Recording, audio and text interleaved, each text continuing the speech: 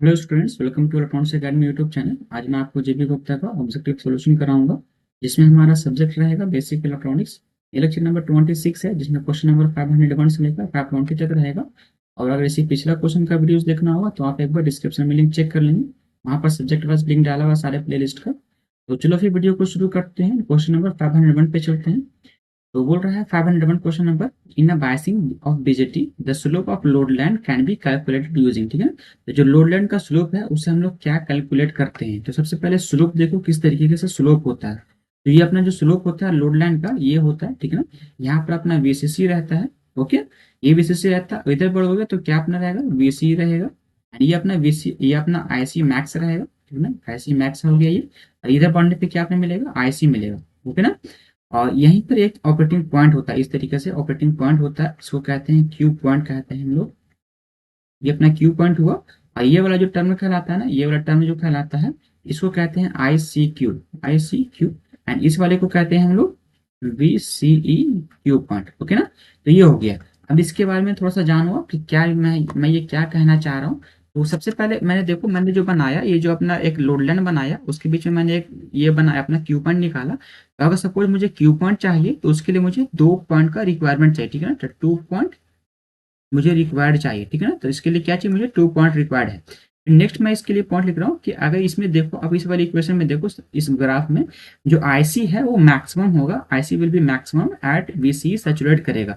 जब VC saturate करेगा तो आईसी अपना कब होगा, तो उस टाइम अपना मैक्सिमम होगा। ओके ना। अब अगर आईसी विल बी मिनिमम, अपना आईसी जो मिनिमम रहेगा उस टाइम भी क्या होगा, कट ऑफ। वो भी सपोज कर लो कि मे बी वो मिनिमम कट ऑफ होगा। डेट मीन्स कहने का मतलब ये हो गया कि आईसी जो अपना है वो मैक्सिमम होगा, ठीक है ना। आईसी है वो मैक्सिमम होगा कब होगा, जब वीसी जो रहेगा वो सैचुरेट करेगा। ओके ना।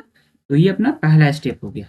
फिर सेकंड स्टेप में मैंने बोला कि सपोज आईसी अगर मिनिमम रहता है, आईसी अगर मिनिमम रहता है, दैट मीन्स कहने का मतलब क्या हो गया, चाहे तो वीसी जो होगा वो कट ऑफ में होगा, कट ऑफ होगा, या फिर मे भी हो सकता है, और या फिर मे भी हो सकता है कि वो जो वीसी जो है वो मैक्सिमम हो, ठीक है ना।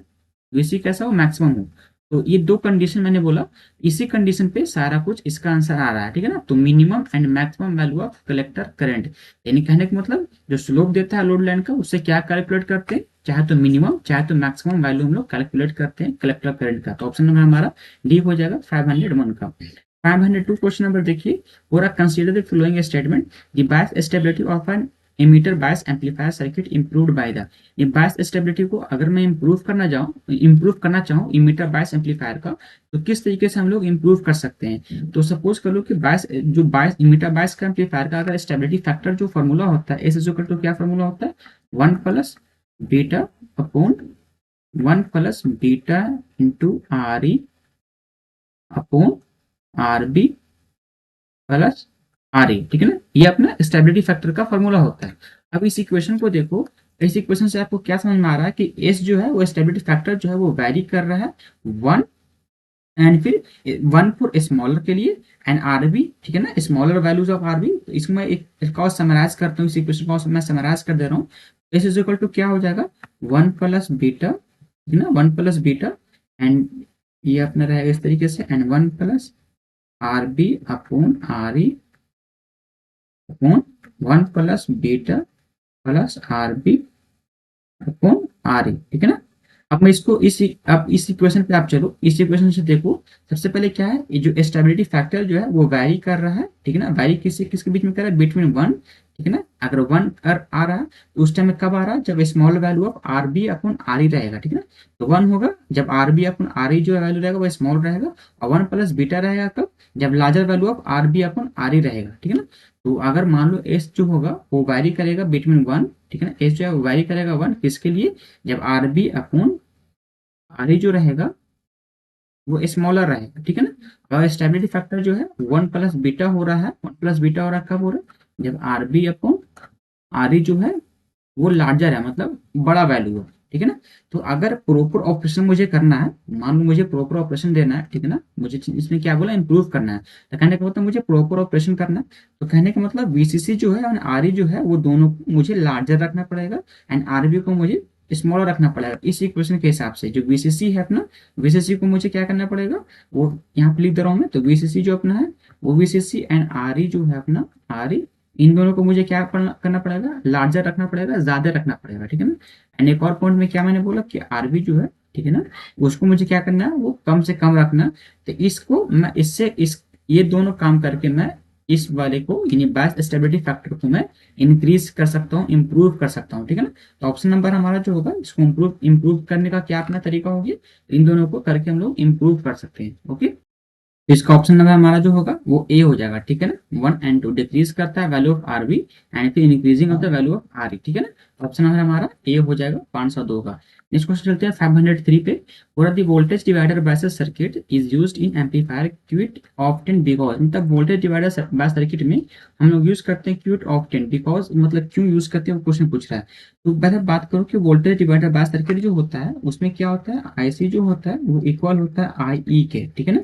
आई के इक्वल होता है, ये जो आई इक्वल होता है approx V B minus V C, V B minus BE, ठीक है ना, अपॉन आरबी, ये इसके लगभग इक्वल होता है। कहने का मतलब ये हुआ कि ये जो अपना अपना आईसी जो हुआ ना वो इंडिपेंडेंट होता है, ठीक है ना। ऐसा इसलिए होता है क्योंकि अपने ये इंडिपेंडेंट होता है बीटा से भी, ये क्या होता है वो बीटा से इंडिपेंडेंट होता है एंड फिर क्यू पॉइंट से भी इंडिपेंडेंट होता है, ठीक है ना। तो अपना जो ऑप्शन जो होगा वो ऑप्शन नंबर हमारा जो होगा, ऑप्शन नंबर देख लेना, ऑप्शन नंबर हमारा बी हो जाएगा। जो ऑपरेटिंग पॉइंट जो होता है ऑलमोस्ट इंडिपेंडेंट ऑफ बीटा होता है। तो ऑप्शन नंबर हमारा, ये दोनों क्या होता है, इंडिपेंडेंट होता है एक दूसरे से। तो ऑप्शन नंबर हमारा बी हो जाएगा 503 का। नेक्स्ट क्वेश्चन पे चलते हैं। A transistor circuit employing base bias with collector feedback has the greater stability than the one without feedback. तो इट इज बिकॉज द, मतलब बोल रहा है ग्रेटर स्टेबिलिटी है वन विदाउट फीडबैक, बगैर फीडबैक का। तो ऑप्शन नंबर, इसमें क्वेश्चन ये बोलना चाह रहा, तो इस ऐसा इसलिए है, ये मुझे रीजन बताओ क्यों ऐसा है। तो सबसे पहले बात करूं कि अगर मुझे क्या इसने बोला कि कलेक्टर टू बायस है ना, कलेक्टर टू बेस बायसिंग कर रहा है इन्होंने। तो क्या कर रहा है, कलेक्टर टू बेस बायसिंग कर रहा है, ठीक है ना। तो अगर collector to base bias circuit रहेगा, अगर ये दोनों सर्किट कैसा है, collector to base bias circuit रहेगा, कहने का मतलब कहीं ना कहीं ये इसमें नेगेटिव फीडबैक जो एग्जिस्ट करेगा, ठीक है ना, नेगेटिव फीडबैक एग्जिस्ट। तो अगर नेगेटिव फीडबैक एग्जिस्ट करेगा, कहने का मतलब ये टेंस करेगा, tends, it tends to which tends to stability, जो इसका होगा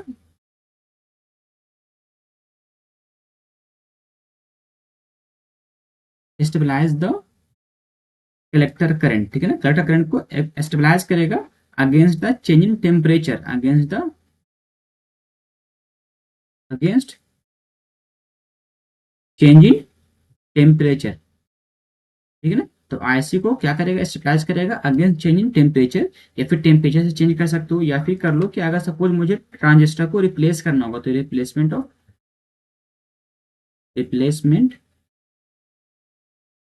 ऑफ ट्रांजिस्टर, ठीक है ना। तो ट्रांजिस्टर का रिप्लेसमेंट भी हो सकता है। तो ऑप्शन नंबर हमारा जो होगा वो ऑप्शन नंबर हमारा डी हो जाएगा। कैसा इफेक्ट ये होता है, और निगेटिव फीडबैक इफेक्ट पे ये वर्क करता है, ठीक है ना। अगर मान लो कि ये कलेक्टर टू बेस सर्किट रहेगा तो ऑप्शन नंबर हमारा क्या होगा, 504 का डी।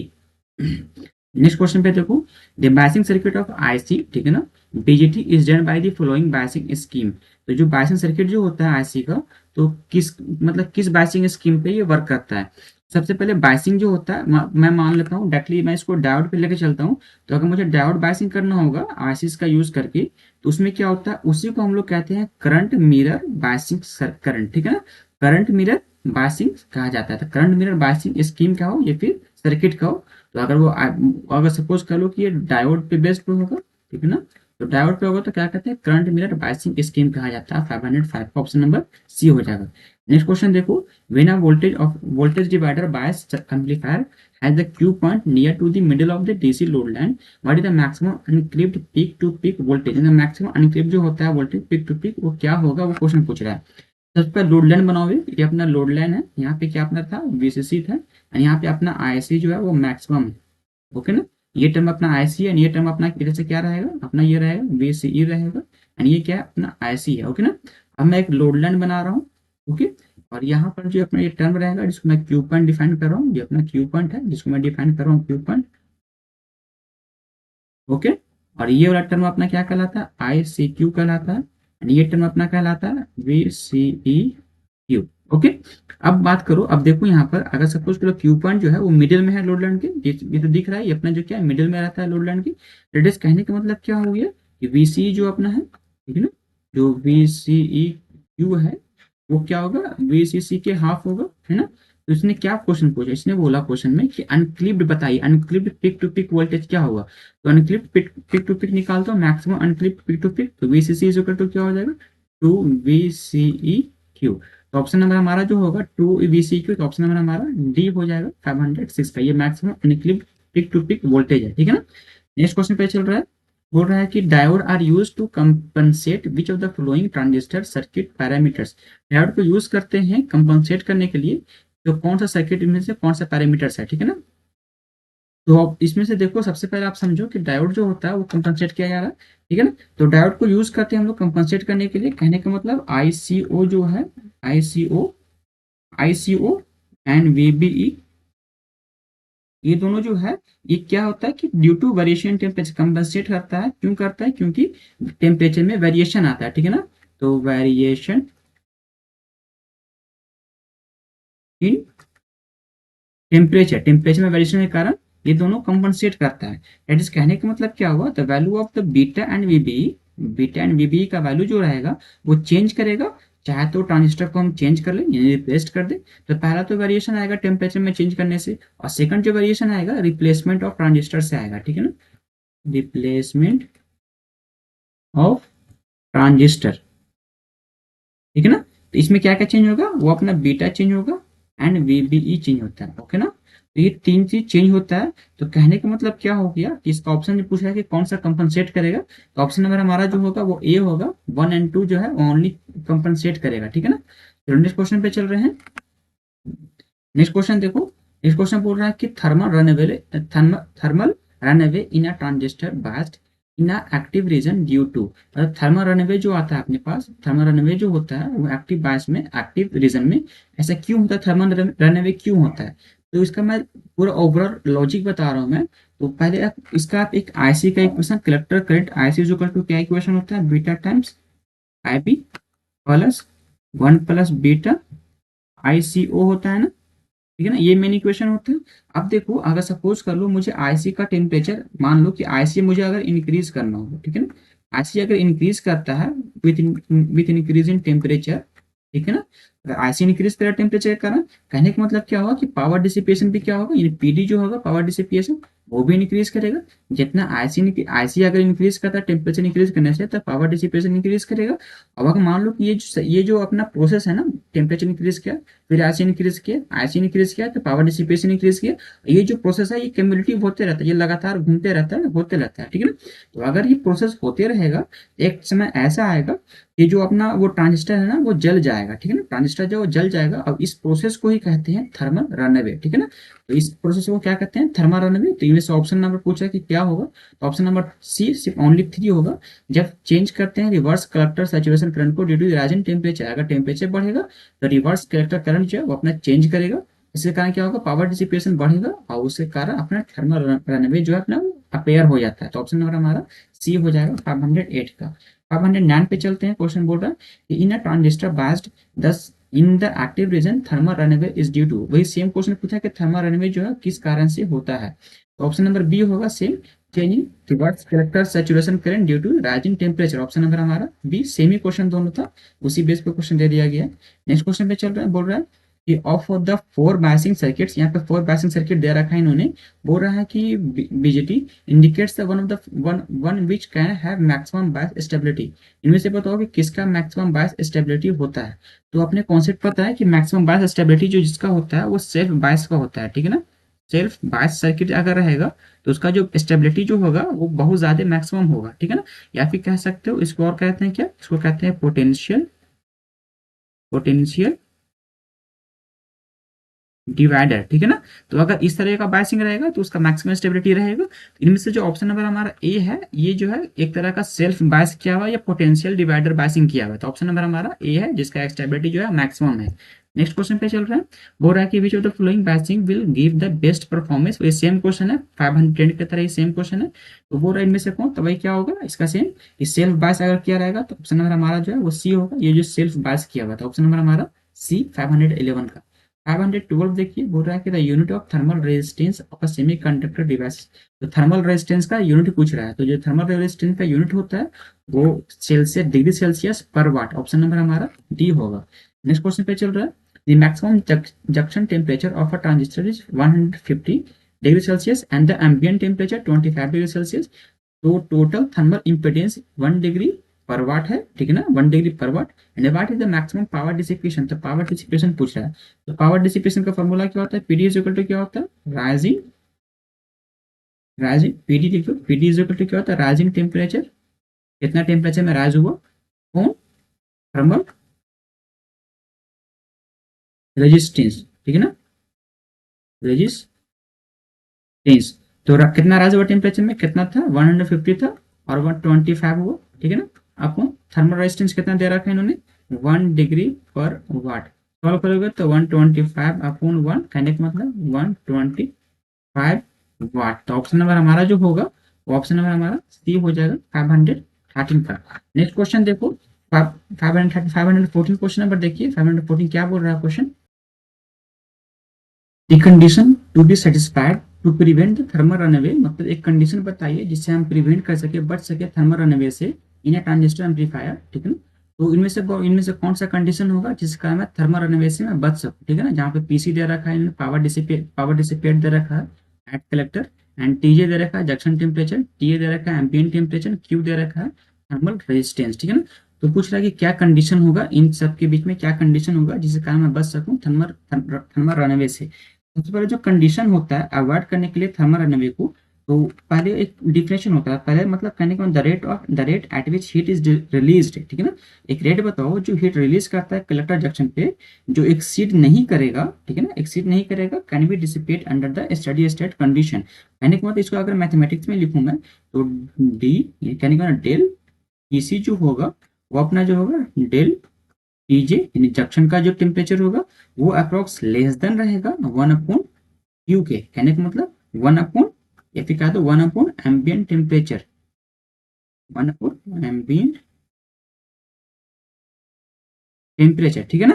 तो ये अपना इन दोनों पे अपना डिपेंड करता है। तो अगर ऐसा रहता है तो अपना ये थर्मल रनअवे जो है वो सेटिस्फाइड करेगा प्रिवेंट करने के लिए, बचाने के लिए। तो ऑप्शन नंबर हमारा जो इसके हिसाब से होगा ऑप्शन नंबर हमारा सी हो जाएगा, ठीक है। नेक्स्ट क्वेश्चन पे चलो, नेक्स्ट क्वेश्चन भी सेम ही दे रखा है इन्होंने, बोला thermal runaway in C transistor common emitter transistor amplifier can be prevented by the biasing the transistor such as the manner. मतलब किस मैनर में हम लोग बाइसिंग करें जिसके कारण थर्मल रनअवे से मैं बच सकूं, ठीक है ना। तो सबसे पहले जो थर्मल रनअवे को अवॉइड करने के लिए मैं लॉजिकली बता रहा हूँ, इसका डायरेक्टली एक्सप्रेशन होता है, अगर वीसी जो रहेगा वो लेस देन रहेगा हाफ ऑफ वीसीसी से, तो हम लोग थर्मल रनअवे से बच सकते हैं, ठीक है ना। इससे हम लोग अवॉइड कर सकते थे, to avoid thermal run away, ठीक है ना। थर्मल रन अवे से बचने के लिए मुझे वीसीई को जो रहेगा वो लेस देन रहेगा हाफ ऑफ वीसीसी, ठीक है ना। ऑप्शन नंबर जो हमारा होगा वो ऑप्शन नंबर हमारा बी हो जाएगा 515 का।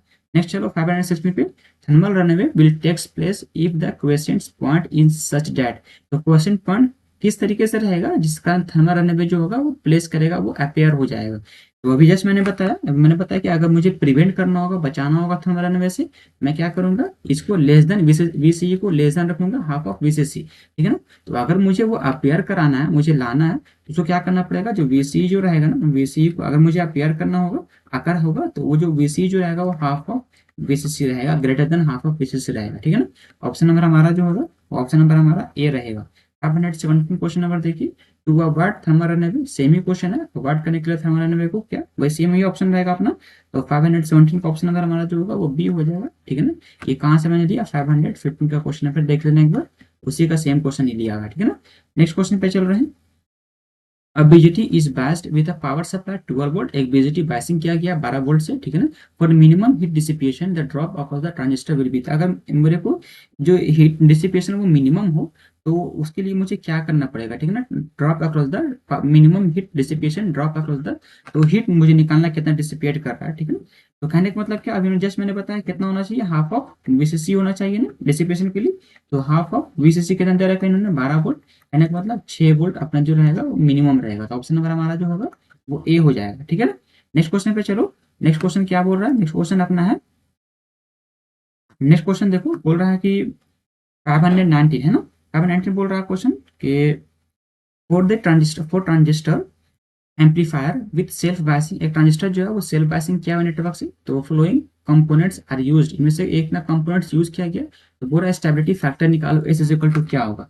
तो stability factor S is equal to formula आता है 1 plus beta upon 1 plus beta into R E upon R T H plus R E, ठीक है ना। ये फार्मूला होता है अपना बेसिक फार्मूला। तो इसको हल्का और समराइज करो, समराइज करोगे तो किस तरीके से आएगा, ये समराइज करने पे तो 1 प्लस बीटा ना, मैं ये पहले भी फार्मूला बता चुका हूँ, are T H plus R E upon R E beta plus 1, ये 1 plus beta plus are T H, okay ना, ये अपना फॉर्मूला होगा। अब देखो मान लो सपोज कर लो कि इसने क्या बोल रखा है, अब क्वेश्चन को देखो जहाँ पे अपना आर टी एच जो है, ठीक है ना, आर टी एच जो है वो much much less than the R E beta times 1 अगर होता है, ठीक है ना, अगर ऐसा होता है तो ये जो पूरा सिंप्लीफाइड इक्वेशन जो स्टेबिलिटी फैक्टर का इज इक्वल टू क्या हो जाएगा पूरा simplified, are T H plus R E upon R T H, ठीक है ना। तो अब कहने का मतलब ये हो गया। और जहां पर R T is equal to क्या हो जाएगा, जहां पर R T is equal to क्या है, R T is equal to क्या हो जाएगा, R one into R two, ये अपने जो क्वेश्चन में दे रखा R one into R two upon R one plus R two, R one plus R two, ठीक है ना। तो इसको सॉल्व करो तो R one into R to कहने का मतलब 4 इंटू 4 अपॉन 4 प्लस 4, सॉल्व करोगे तो जो रिजल्ट आएगा वो 2 किलो ओम आएगा, ठीक है ना। तो अपना आर टी एच कितना आ गया, वो 2 किलो ओम, ठीक है ना। अब मुझे निकालना क्या, stability factor S is equal to क्या हो जाएगा, आर टी एस 2 प्लस जो आर ई इन्होंने दे रखा है, कितना दे रखा है 1, ठीक है ना, आर ई इन्होंने दे रखा है 1, उसके बाद अपॉन आर टी एस 2, तो कहने का मतलब 3/2, दैट मीन्स कहने का मतलब 1/5। तो ऑप्शन नंबर हमारा जो होगा वो डी हो जाएगा 519 का। लास्ट क्वेश्चन पे चलो, क्वेश्चन बोल रहा है कि the action of a JFET in its equivalent circuit can be best be represented as a, JFET का इक्विवेलेंट सर्किट में देखो और उसको किस तरीके से रिप्रेजेंट कर सकते हैं, यानी जेफेट को हम लोग क्या कहते हैं, करंट कंट्रोल करंट सोर्स कहते हैं, ईसीसी वी एस कहते हैं, या वीसी वी एस कहते हैं, या वीसी सी एस कहते हैं, ठीक है ना, करंट कंट्रोल या करंट कंट्रोल वोल्टेज, इस तरह के मतलब क्या कहते हैं वो क्वेश्चन पूछ रहा है।